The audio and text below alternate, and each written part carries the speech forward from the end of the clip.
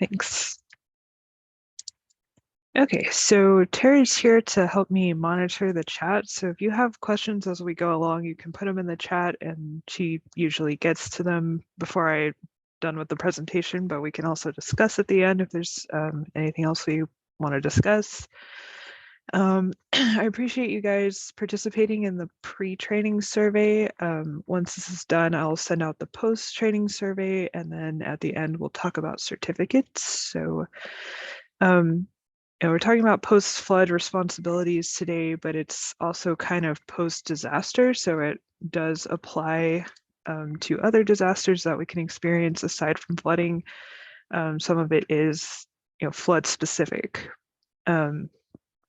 So, of course, we want to begin before something happens. We need to have some kind of plan in place. And so that's probably the best piece of advice I could give you today is to start planning before something happens and you're kind of in the throes of the post-disaster environment and your community. So part of that could be having these publications for citizens. And so there's lots of FEMA publications on these different topics that are in the slide here. So increased cost of compliance, which is part of flood insurance, elevating structures, retrofitting, flood insurance claims handbook. And so we'll talk about doing outreach to citizens after the fact, but having these ready to go.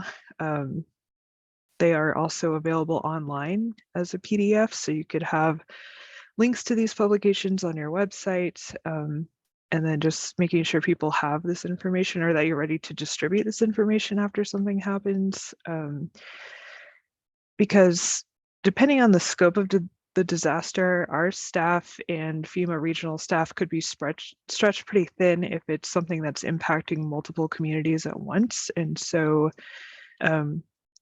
we're not sure what our availability is going to be for assistance or what the timeline will look like until something actually happens. And so you can't really just rely on FEMA.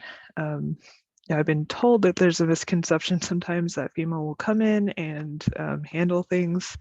And while they do get deployed to disaster areas, for floodplain recovery specifically, the responsibility is on the floodplain administrator to make sure that that is done compliantly, and there's a lot that goes into it. So again, being prepared beforehand is a big part of that. Okay. And so having this plan in place includes an evacuation plan. So of course, the first concern is always safety.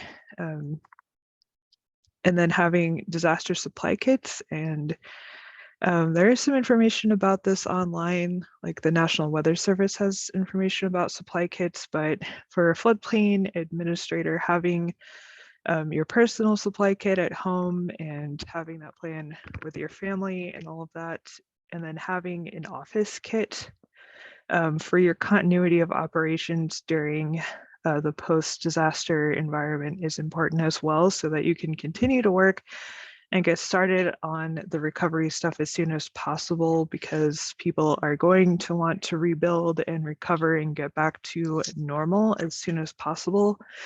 And so that's why we have to act quickly.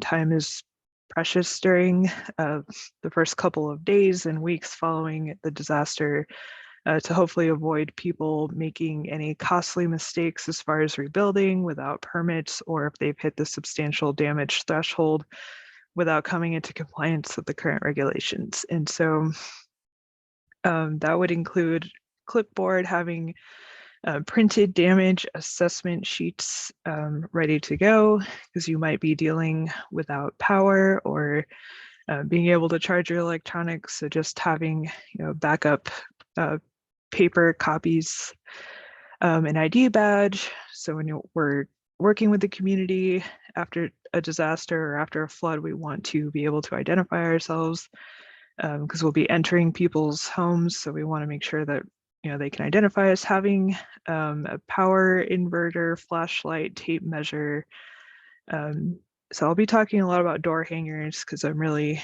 in favor of them. So having these like packages that you can put on floodplain structures that have been damaged to let people know that you're going to do an inspection, that they need permits. So having the permit application in there and maybe some of the relevant publications that we looked at earlier, stuff like that, bacterial wipes, bottled water. So yeah, a kit for home and the office. In this picture, we also have the flood insurance policy in the center of that. Because your own personal structures, your house could be damaged during the disaster, in addition to you having to be the floodplain administrator. So training is a big part of that. So thank you all for attending training and taking into consideration being prepared for something before it happens. The SDE software, so the Substantial Damage Estimator software, is a tool that FEMA has put together to help streamline doing assessments and making those determinations. So I'll be talking a little bit about that today, and then we're also going to have the SDE class on the 26th, I think, where we'll look at that in more detail and talk more specifically about doing the assessments. Like I said, form letters, having the printed materials there, which kind of goes along with the door hanger stuff, contact list, flood maps. So just considering what you would need in the case of your post-disaster environment, with all the materials that you would need, considering that even your office could be damaged or you could be without power. And of course, I'm always pushing the outreach angle.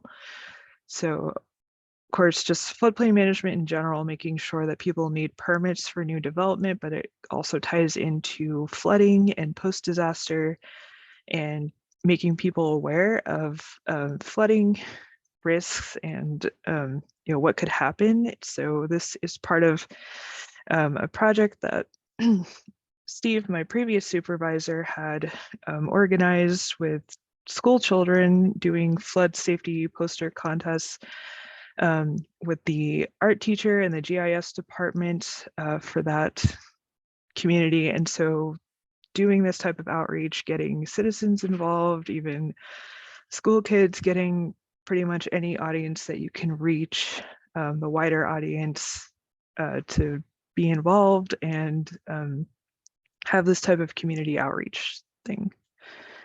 And so, it doesn't have to be this specifically, but, having those kind of messages, because, we're going to be using social media and those same channels to give out information as we are navigating the whole recovery. So I will talk more about that, but before something happens, this ties into having a plan, is doing outreach. Of course, staying safe, turn around, don't drown. So as you're doing inspections and moving about the community, and we'll talk about the windshield inspection, and then of course, as I said, going into people's houses. So we're dealing with a house that is flooded potentially, hypothetically. So you could be exposed to electric shock, which is, I think, the #1 way that people, is it this or cars? So the 2 leading causes of death during flood is people driving into flooded waters, becoming trapped in their vehicle, which is what this picture is referring to, and then electric shock. So we could be dealing with a dangerous environment. Don't put yourself in danger. Of course, we want the waters to recede before we do anything. And so always being safe. And then this is our Kansas FORT tool. So it's flooding observation reporting tool. We haven't gotten a whole lot of use out of this, but I do still send it out to people after I meet with them on their floodplain program. So it's just a site where you can report flooding. You can attach photos to the map, and this would help us with future mapping and understanding flooding in your communities. So I do encourage you to use that. Otherwise, after something happens, we need to determine what the scope of the disaster is. And so where our damage areas overlap with the floodplain is what we're interested in this case. So some of you may have multiple hats. You're not just the floodplain administrator. You may have other duties during the disaster recovery, but as far as floodplain management, which is our focus now, we're only concerned with where the floodplain overlaps with our disaster area. So this was a city-produced map from Manhattan when they had a flood back in 2011. And so the areas of flooding match up pretty well with their mapped floodplain. So you have these gray and green areas, gray being the floodplain, the green is what actually flooded during this event. And so having something like this will help you establish a scope, because then we're going to put together the list of structures that have to be inspected for damage. And so having this as part of one of your first steps is definitely to discover the scope and then plan the rest of the recovery from there. So here's a similar one. This was the tornado in Eureka in 2016. And so, like I said, it's not just flooding. Of course, in Kansas, tornadoes are common and often will impact structures in the floodplain. And so this is the tornado path overlaid with the community, and then the green dots are the structures that are in the floodplain that would need to be assessed for damage. So this is a big part of us getting in contact with you, and my next slide covers our response, but basically you're finding the overlap, finding these properties, and then hopefully you already have your inventory of floodplain properties, which kind of goes back to the substantial damage software. But hopefully you already know where all of your properties are in the floodplain, and then just be able to pull from that which structures were in the scope of damage. And then it may be obvious to you already, like in person when you go out there, and then this is a slide that I added today. So this is not included in the slides that I sent out yesterday, but I'm happy to send out a new copy if anyone wants it. But I thought I would touch on what our response is to disasters in participating communities. So we get notified somehow through KDEM, which is Kansas Department of Emergency Management, media reports, or if you reach out to us and let us know that something has happened. So somehow we become aware of it. We also have subscriptions to flood watches and warnings. And so we're always looking out for potential flooding and reaching out and trying to touch base with anyone who may have experienced any flooding. So of course, if something happens, let us know. And then we're gonna establish what the scope is, and hopefully you can tell us what the scope is in the initial contact, either us reaching out to you or vice versa. Which I think we are going to wait probably a couple of days after something has happened before we reach out and try to make the initial contact, to hopefully give you enough time to deal with the immediate aftermath and give you a little bit of time to establish your scope and figure out what's going on. So once we're at that point, we're going to coordinate with KDEM and FEMA regional staff to let them know what's going on, let them know if they can expect flood insurance claims, and just tell them what we know. And then, of course, in a larger disaster, FEMA may end up being deployed and helping with recovery and doing assessments. And then if the community isn't working with us, we may submit an open records request for the permitting that's being done, so that we can make sure that damaged structures are getting permits to be repaired. And then again, depending on the scope and how many communities we're working with, hopefully we'll be able to come out in person, meet with you, assist with permitting questions, provide some of those publications that we had looked at, any other technical assistance that is needed, and then potentially also working with you on doing the assessments. So we would be part of your team that is going out and assessing the damage for individual structures, if we can, depending on the scope, and if that's needed. Some communities may not need us to do that. So it just depends, again, on the disaster and the community.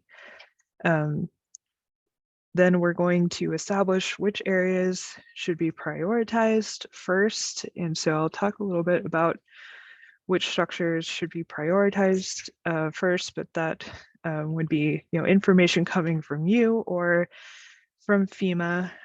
We used to be able to access insurance claim data, but we have limited access to that now. And so we would probably be finding that from a different source. And then, of course, training is a big part of that.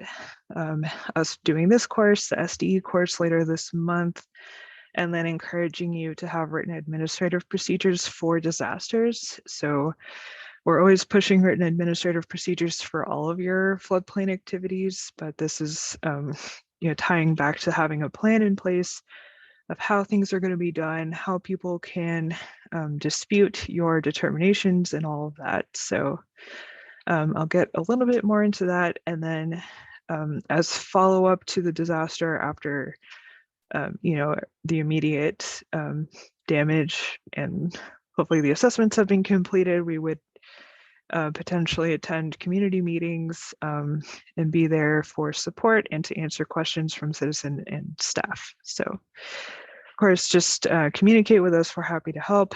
And then we do like to do a post-disaster CAV, which is a community assistance visit, where we just run an audit. So about a year after the disaster, we'll pull all of the properties that had damage, and we're going to want to look at the assessments and the permits for that. So yeah, just important to make sure that you're coordinating your recovery from the very start. So, and as I said, safety first. Like I said, electric shock, there could be downed power lines. Don't drive into floodwaters. There could be broken gas lines. And then mold is another concern, especially if you have any breathing problems. You're likely to encounter mold if it's a flooding. And so you may want to have like a mask for that when you're doing assessments. And then there have been cases where like mice and snakes have migrated into the flooded house after their nests and burrows were flooded. And that happened to a floodplain administrator. So just kind of expecting the unexpected, and anything can happen. So again, with the safety. And then of course, doing outreach, like I said, we need to announce that we're going to be doing substantial damage inspections, and there may be multiple departments and other agencies doing inspections for different things, like the emergency management department, or emergency management would be looking for the scope of damage for potentially a presidential declaration, which would be part of eligibility for some FEMA mitigation grants, the insurance adjusters, Hearts of America that I'll talk about, but they're looking more at habitability. And so people may tell you that they've already been inspected, but of course we're doing separate inspections for our damage determination. So letting people know about that. And that's where the door hanger comes back in, that I'm really in favor of. As soon as it's safe to do so, going to your floodplain properties that have been damaged and giving them that information directly. And that way they have reliable information from the source, from the floodplain administrator. They know they need a permit. They know about the inspection that's going to happen. And because rumors can be detrimental to recovery sometimes. So getting on top of that and getting them the correct information as soon as possible is why I really like the door hanger idea. And then of course we're going to organize and hopefully get the inspections done as soon as we possibly can. So aside from that, doing a press release, working with the public information officer, utilizing the community's social media, making a statement to the media, and having community meetings, city hall meetings. Again, just trying to give people as much accurate information as we can.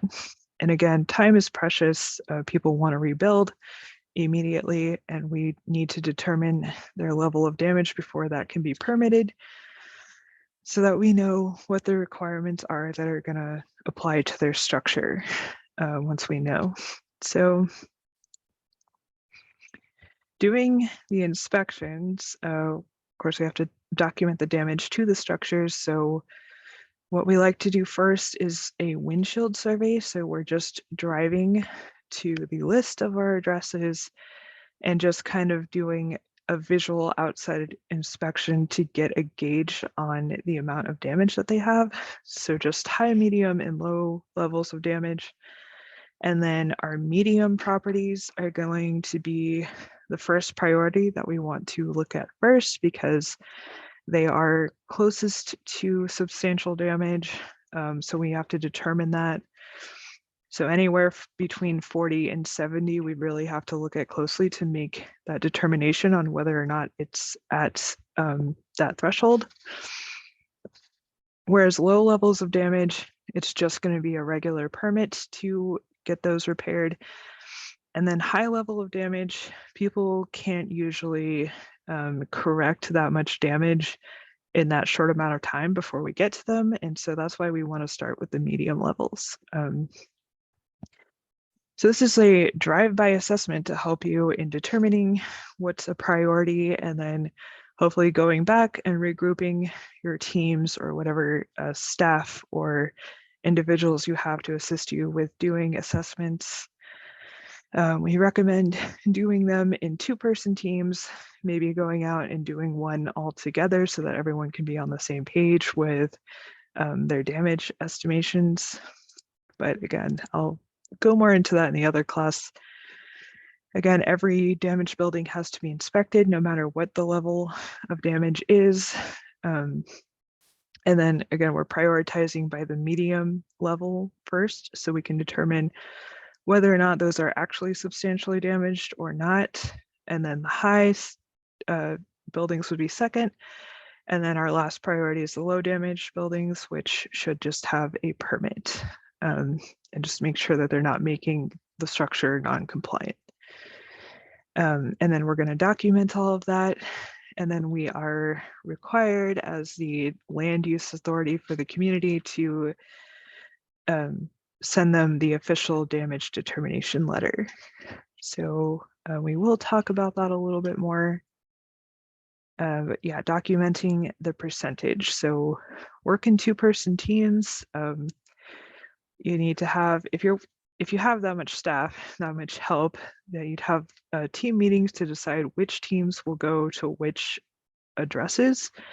So we don't want any gaps or overlap in doing assessments. Making sure they can get a hold of you while they're out in the field.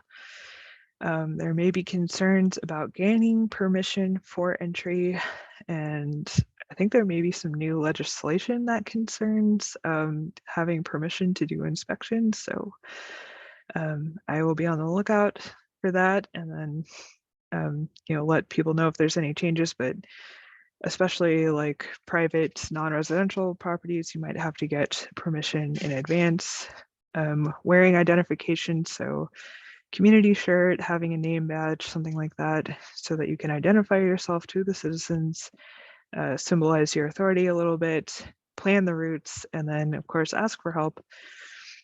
We'd like to help as long as we can, which again goes back to what the scope is. And so FEMA may come out to help with the recovery, but we can't rely on that. We can't just plan on that to happen.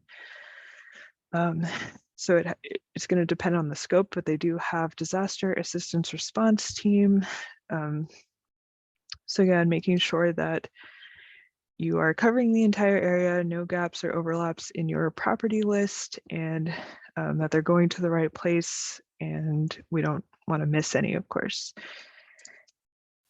And documenting the damage, especially high water lines, are really helpful for you and us to understand flooding in the community once we determine what type of or what level of an event it was. But we'd like to have photographs of this, so marking and photographing it. And percentages are going to vary greatly with the level of inundation on the home. So this is a manufactured home, and pretty much any level of inundation on the lowest floor is going to be substantially damaged, probably. They don't hold up as well as traditional stick-built structures, and so they can sometimes be constructed with particle board or other materials that fall apart when it is soaked. So damage to the floor could be 100% most likely to this structure. There's little damage to the roof or anything that wasn't actually inundated. The cabinets on the floor level are definitely going to have been inundated, whereas the upper cabinets are dry. And we'll take more of a look and go more into assessments at the end of the month, but and then this is more of the overall recovery process. So again, if you're interested in that, that is on the 26th. And so in this picture, the high water line on the fence can be seen here. Of course, it's easier if it's a white fence to see where the line is. And on the manufactured home, it's visible there. So documenting that. Same thing here. This was Manhattan, Labor Day 2018 had a flood, and so the property owner is pointing out the high water line on this structure.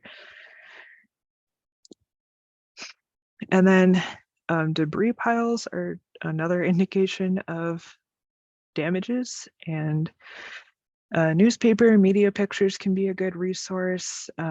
So piles of debris, carpet, insulation, sheetrock, construction dumpsters, all of that's pretty common and a good indicator that damage has occurred to that structure and should be assessed, if it's in the floodplain. So that's what you have in this picture. And then the other adjacent structure has been elevated and is not in the same condition with all of the interior stuff on the driveway. So this can be important for flood insurance claims, doing the adjustment, saving it for the adjuster. So there may be some conflict with like code enforcement rules about taking away debris in a certain period of time. Inspectors sometimes will just have you save like a square foot of samples of carpet and other things. There's also virtual adjustments now that came out of the pandemic, but are now part of insurance adjusting. So that may have sped up the process for having adjusters. But yeah, it's going to be an important component of insurance claims. So what can happen if we don't get our assessments done in a timely manner? So again, people are trying to rebuild quickly, so they could make repairs to their structure that if it's substantially damaged and has to come into compliance, then yeah, that may be a loss of money for them at that point after they've already gone through a flood. So that's not ideal. There was a case during a flood somewhere in Kansas where they just immediately tried to sell the house and were painting over the mold and then just trying to get out of Dodge, I guess, before they really went through the full recovery and assessment. And so we don't want to punish a new owner.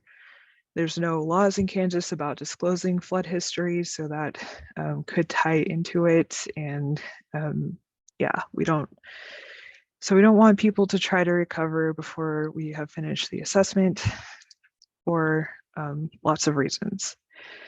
So permits are required for repair or reconstruction of any damage, even minor damage to any portion of the structure. So I'm always reiterating that all development, no matter what it is supposed to have a floodplain development permit, unless it's explicitly exempted, which is for small projects. So even interior damage has to be permitted. It counts towards substantial damage and improvement threshold. So there is like a difference between repairs and cleanup. So cleanup doesn't count, and immediate repairs for safety, like stabilization of a foundation doesn't count. But I will talk more about the substantial damage and improvement desk reference, but that's a really good publication that goes fully into depth about what can be excluded, what should be excluded, and everything that should be included, and lots of other things regarding substantial damage. So, okay. Of course, doing outreach. So make sure you're already doing permitting. It's easier to get people to come in and get permits if that's already part of your process. So here we have some outreach or just public displays that talk about permitting. Of course, if you're getting the smaller permits for fences and that kind of thing, it's easier to get the big permits. And so the structure may be inspected and then red tagged for danger. So on this structure, the piers are missing that were washed out during a flood. And so again, safety and everything, but yeah, no entry on this one. And it may be obvious which structures are substantially damaged. So this one, the entire roof is gone. It's 100% damaged. It's going to be new construction, if anything, otherwise it's a complete loss. So this is Pawnee Rock back in May of 2017. And so if a structure is like this, you don't have to go through the entire checklist and do the assessment. You can just document that it was 100% damaged. So again, this is high damage. This is going to be like our second priority. They're not going to be able to repair this very quickly. So that's why we're looking at the mediums first. And then of course, sometimes the damage is not obvious at all. So that's why we're going in and doing a thorough inspection. It may not be completely obvious from the outside. So this structure looks fine, but the back half of this foundation collapsed. So this one had a full basement. And of course, basements are not allowed in the floodplain, but you might find them on some pre-firm structures. And so the foundation has collapsed and the back half of the house is just kind of hanging out over the air. And so that's why it has the tag on it for danger. Okay. So again, if the damage is complete, we don't need to go through the entire checklist when substantial damage is obvious. So this is a manufactured home in Manhattan that was not anchored and just kind of washed up against the tree line and then snapped in half. Again, a flooded manufactured home is likely substantially damaged. They don't do well with flooding. And so here's our basic layout for repair and reconstruction permit process. Determine what flood zone it's in. Of course, we're just looking at the floodplain, but if it's in the floodway, then there's also the no-rise certificate that has to be done. If it's a change to the footprint of the building, and then determining the extent of damage. So it's the cost to repair the structure to its pre-damaged fair market value. And there are different ways to determine market value. And that's in the desk reference. It's also in the substantial damage estimator software. So whatever method you're choosing, just keep it consistent, use the same method for everybody. And it's the market value for the structure only, not the property. And then the cost of repairs and any other voluntary improvements that they are making on top of that to its pre-damage condition. And so, yeah, that's our ratio that we're going to use to determine whether it's 50% or more of the market value. And then back to the mold. So after something has become wet, 48 to 72 hours, the mold can start spreading. And so that's why you're likely to encounter it if we're talking about a flood disaster. And so, you know, making sure that you have like a mask and maybe goggles, long pants, sleeves, gloves. Basically, you want to protect yourself and citizens that may have questions about cleaning it up. So, and then you don't want to spread it between structures or take it to your own house. So making sure you clean everything thoroughly after you've been into a house that has mold in it. And mold is a concern because it can cause structural damage and it can be hard to get rid of. Moisture starts climbing up the walls. And so if you have mold like 4 feet above the floor with porous walls, you are going to have to cut out the sheetrock like a few feet above that. And so there's a lot going into drying out a structure and taking moisture readings and making sure everything is thoroughly dried out before you replace the drywall and the sheetrock and all of that. So not substantially damaged. The local permit is required, of course. Is it that important? Yes, it is. There was a case of a community that had a flooding disaster. There was a lot of substantially damaged structures that were going to have to be elevated. The floodplain administrator didn't require that they be elevated or just didn't follow through with the enforcement on that. And then people were complaining about all of that, and you know, it became a legal issue. And then at the end of that, the community had to pay for those structures to be elevated. So that's something we don't want to happen.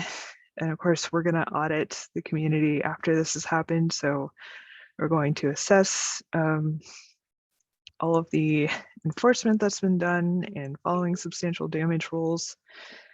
So of course, it's better to just do it right the first time. So we have to comply with flood regulations. And if it's not substantially damaged, then it still has to be permitted. And that way we know it's going to comply with the rules after we've done the assessment and done the permitting. So cumulative improvement requirements are something that your community may have adopted. It's pretty common, and so that gives us a wider window for the threshold. So commonly a 5-year window, so any improvements or damage over a 5-year period counts towards that threshold. So that's definitely something to be aware of if you have those standards adopted. And then substantially damaged, it needs a permit. It could potentially need a floodplain fill permit from DWR. It may have to be retrofitted with flood openings depending on the foundation type. The elevation certificate is needed. If it had to be elevated, we have to verify that it was elevated to the proper height. And that's going to especially impact the preform structures that may not have been built in compliance with your more modern regulations. And so that is one of the hardest parts about floodplain management, is enforcing substantial damage rules and making people get their structure elevated. If it's flooding and they have a flood insurance policy, there is the increased cost of compliance that can help with that. But again, that only applies to flooding. So, okay. And then I mentioned Heart of America. So this is a group of building inspectors that can often come to a damaged community and start doing some inspections, mostly for habitability. And so I think this works through CADEM now. but this is what we call a rainbow sheet. And so they kind of have this scale of damage based on like the level of inundation. So it's not as thorough as of an inspection as we would be doing to determine the actual level of damage per the different building characteristics from the inside and the outside. So these are not really usable as the full-on damage assessment, but we can use them to classify and prioritize our structures as high, medium, and low if they are, out there first thing at the point in time around when we're doing our windshield inspection. If you have this information from them, it may be helpful to you, especially anything that they put in the 40 to 70% range are the ones that we'd be wanting to look at first and prioritizing first. And then sometimes they do put these placards on structures that are in the floodplain.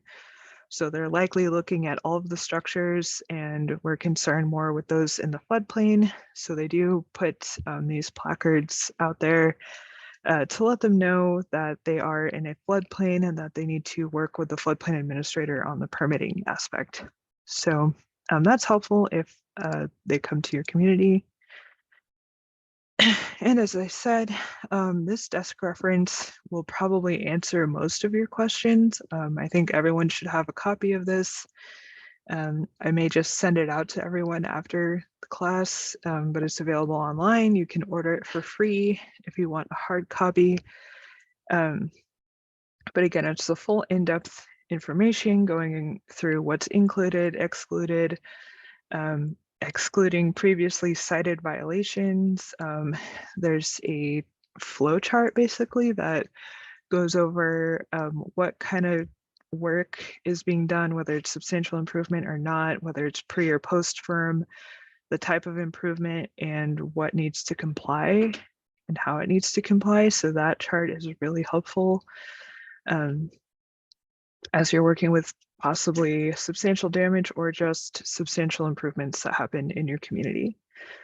The sources for determining market value and costs, it goes through the dispute process, and it talks a bit about the substantial damage estimation software that can be used. So it's a really helpful guide to have. The FEMA independent study site, the EMI website, has this web course on substantial damage estimation. So it has this fully in-depth course that I think takes about 4 hours, and you go through with some sample data and do determinations with the software. And so I may be implementing that in my class at the end of the month. But that's really helpful to really familiarize yourself with the tool if you plan on using it, which I think it's a great tool to have and to use, especially for creating your floodplain property inventory ahead of time. Again, the formula here is the cost to repair the damage to its pre-damage value, not pristine condition, the pre-damage condition, and then over the market value for the structure, and then whether or not that's over or under or equal to 50%. So in this example, you have a home valued at $95,000 before the fire. And so in this case, it's fire. Substantial damage is damage from any cause, not just flooding. And then $63,000 to repair it to its pre-damage condition. And so you have these two numbers and you get 66% out of that. So that is substantially damaged, and basically the basic and straightforward formula for that. So the structure only, excluding the land.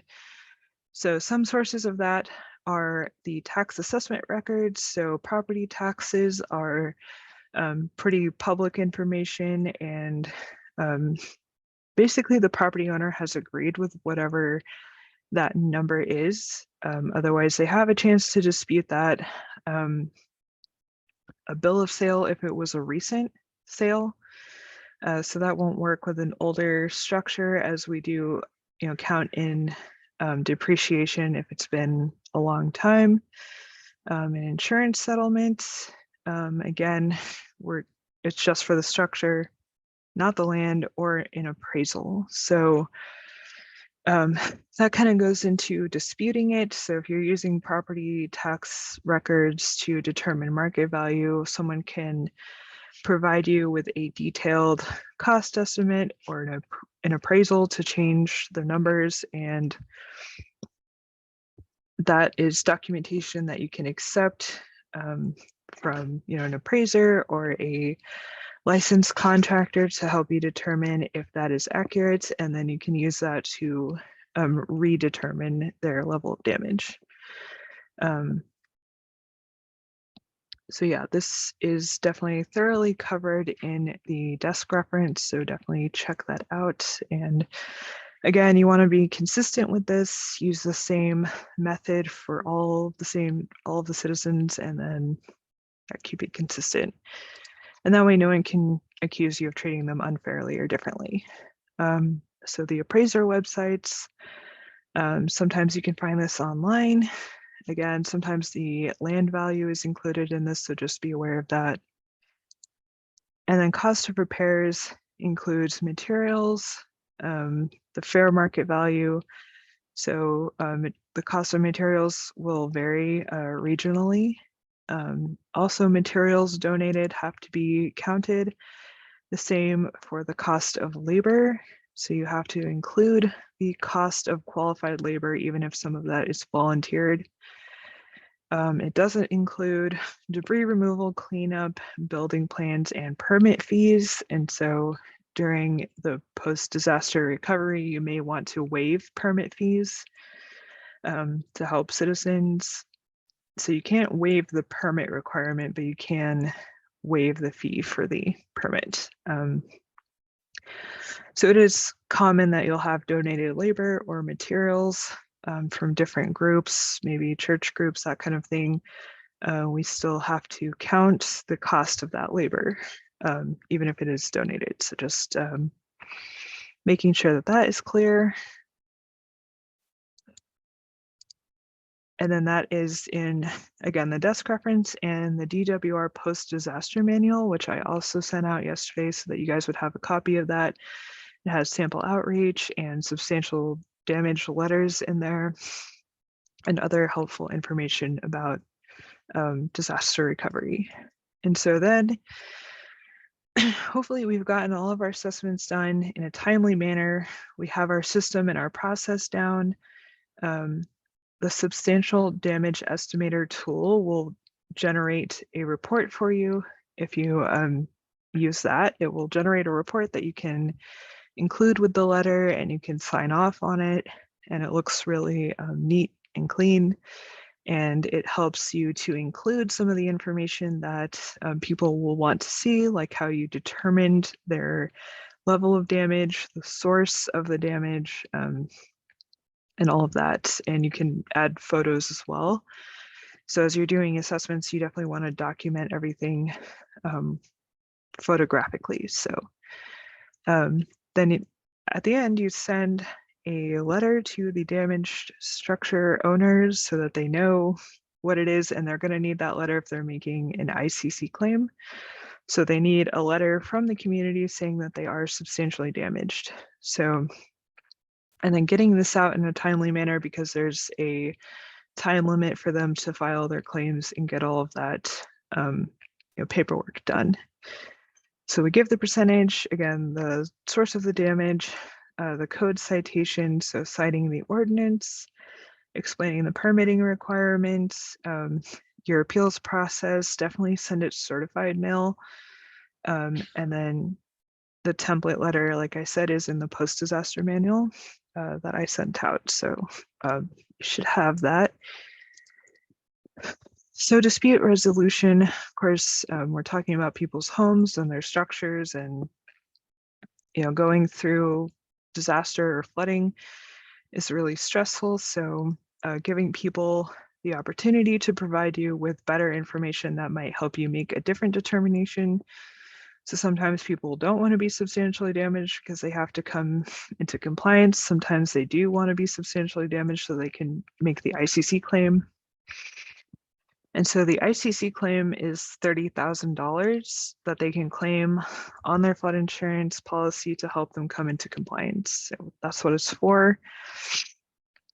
Again, cost to repair from an objective source. So we don't want to just, take the property owner's word for it. We're working with licensed contractors, a professional estimator, the insurance adjustment, the objective source. And then written administrative procedures. So having this dispute resolution process outlined in your administrative procedures will be helpful. Just having all of this in writing will help you to be consistent every time, which is a big part of avoiding disputes or property owners claiming that you're treating them unfairly or whatever the case may be. Again, emotions are going to be running high, and so dealing with difficult property owners, whatever you can have to make that a little bit easier is great. So we don't want to overlook some of these other components that we might not be thinking about, like utilities and mechanical equipment, the anchoring, having adequate flood vents for a residential enclosure like a crawl space, or ductwork below the flooring. And as I mentioned before, any optional improvements that have been added on to the cost of repair to the pre-damage condition. So sometimes people would like to do a room addition while they already have the contractor out there doing work. And so that counts toward it. And of course, cumulative improvements, which I had mentioned earlier. So definitely letting people know what all is going to contribute to this number in case they are close to the threshold, and letting them know, hopefully as you're working with them before they start doing work, to let them know you're at 45% damage. And so if you end up adding on 5% more to that by doing additional improvements, you're going to hit the threshold, and then you might need to elevate depending on what their situation is. So just something to be aware of. And then, as I said, substantially damaged buildings have to be brought into compliance with your current code requirements if they're not already. So some of them may already be elevated high enough, and then it would just be a matter of permitting and getting those repairs done.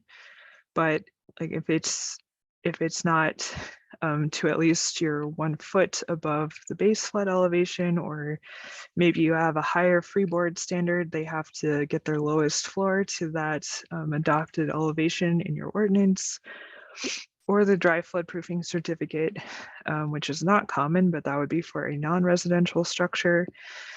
And then having this and the finished elevation certificate with the permit file, and then keep all of that documentation indefinitely. And so I did just do a class on floodproofing.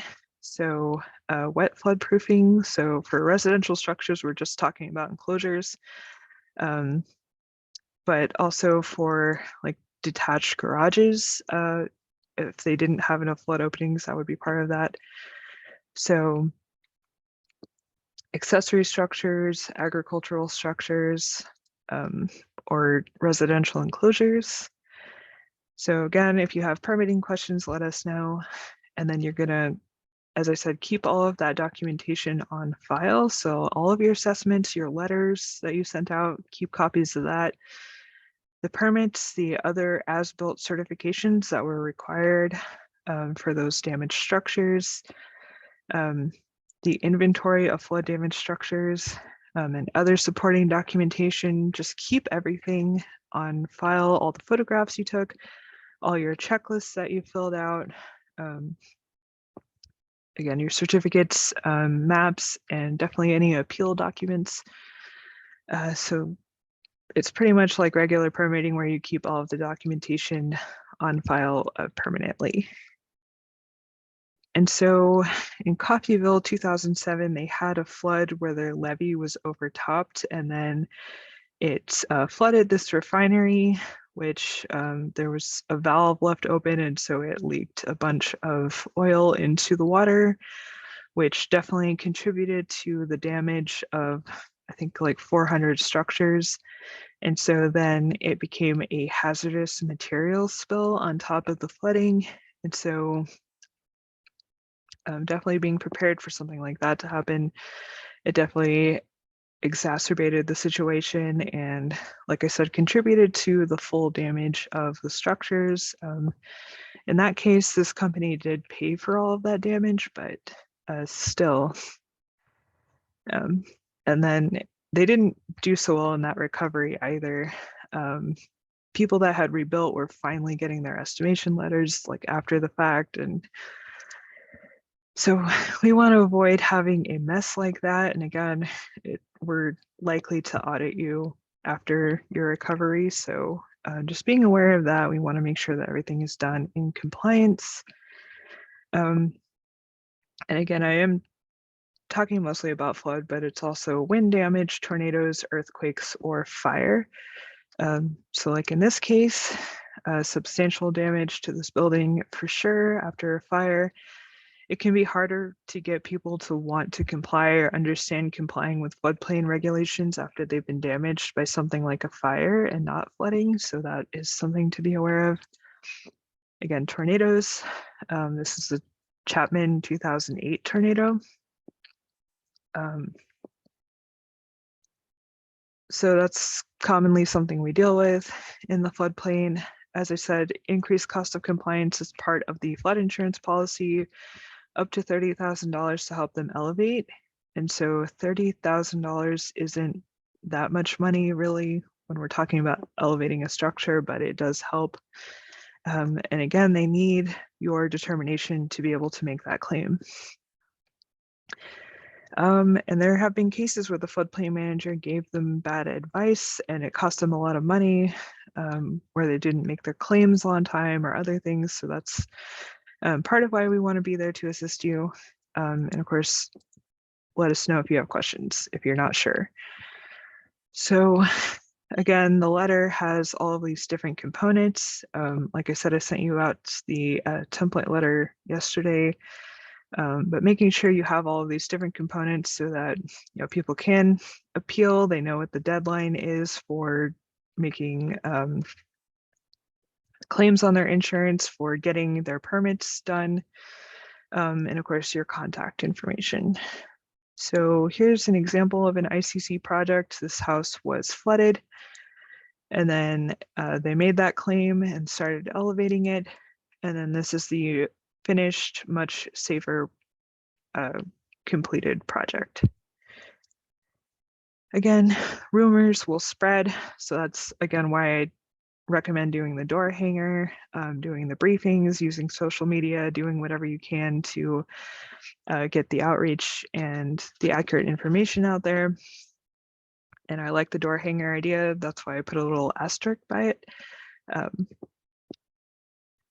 And like I said, people are going to want to start rebuilding the morning after, and they don't want to wait for damage estimation. So that's why we have to act quickly and make sure that we get out there and get that done. Because like I said, I don't want you to end up being responsible for having to do enforcement after something's been rebuilt out of compliance, or when the city had to pay for elevating structures. That's not a good situation to be in. So there's our site, Division of Water Resources. Of course, reach out to us if anything happens like this in your floodplain. Again, publications. So anything I talked about today that you'd like copies of or links to, like the software, there's an installation guide and a user manual for that, and definitely the desk reference. I'm happy to send that out. I'm likely to do that. The claims handbook, the insurance manual has just been rewritten for the risk rating 2.0, the new rating system. So yeah. Okay.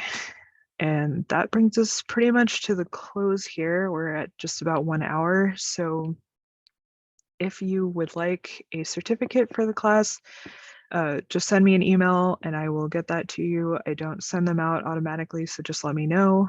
Again, any of the resources that I talked about, and then the post-training survey, I'll be sending that out as well. Okay.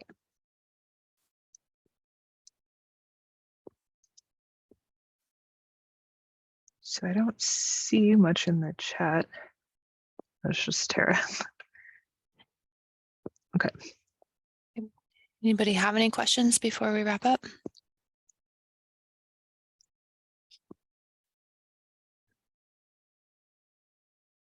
All right, well, thanks everyone. Thanks, Cheyenne. And if you do think of any questions, please feel free to reach out to us. Yep, thanks everyone. Have a great day.